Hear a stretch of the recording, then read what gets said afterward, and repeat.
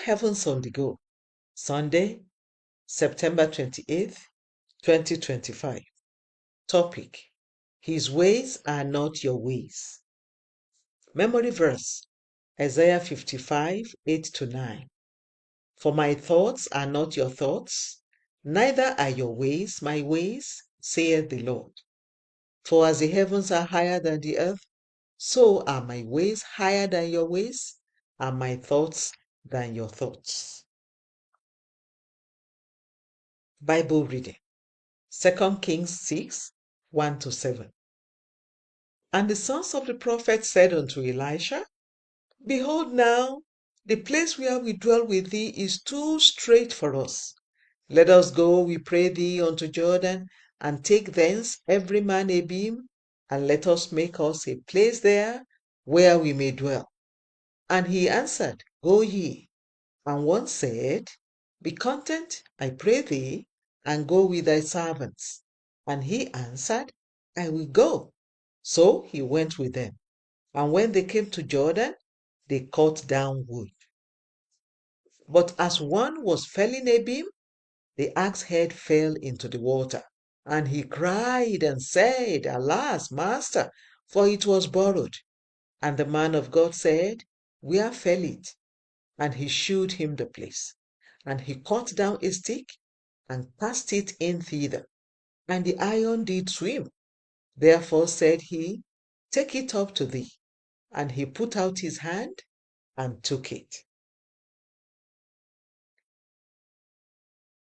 The message: God's ways are beyond natural human comprehension. He can choose to make a donkey tall, Numbers 22:28, provide resources in unusual places, Matthew 17:27, and use a sworn enemy to arrange for a fellow's promotion at work, like he used the Egyptians to sponsor the Israelites' journey in the wilderness, Exodus 12:36. As a believer, don't think you can understand all of God's ways. All he requires from you is your faith and obedience.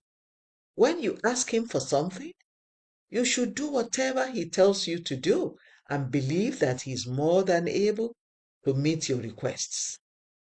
People who think that God is too slow and that they can handle things by themselves often get into trouble. Abraham learned this the hard way when Sarah convinced him to help God by having a child through her servant, Genesis 16:2. That single decision is the cause of some of the major problems in the world today. If God has said he will do something, he will do it to perfection. You cannot do it better than him. In today's Bible reading, the sons of the prophets wanted to build a bigger accommodation, and they came to tell Elisha. They decided to go beside the Jordan River to get wood for the construction. And while the others were excited to start the project, one of them asked Elisha to go with them. Beloved, it is good to make plans and embark on projects. However, if you don't involve God in all you do, your well laid out plans can crumble. This was what happened to the sons of the prophets. While they were happily cutting down wood and gathering it for their building project, they suddenly had a setback. One of them had borrowed an axe, and while cutting wood with it, the axe head fell into the water. Apart from negatively affecting the completion timeline of the project, this setback also meant that they had incurred some debt because the axe was borrowed.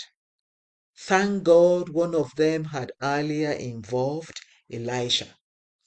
He simply asked them where the axe head fell, cut down a stick, and threw it into the water. What happened next cannot be explained by science.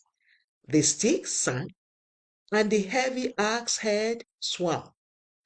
God's ways are not man's ways, and only a fool will always try to explain how God works. When it comes to relating with God, faith and obedience is all He expects of you because His ways are past finding out. Key point: you cannot always understand God's ways. All you need to do is believe in Him. Bible reading in 1 year, Zechariah 1 to 5. Hymn for today: When We Walk with the Lord. The Open Heavens is written by Pastor E.A.Adeboye, the General Overseer of the Redeemed Christian Church of God. God bless you.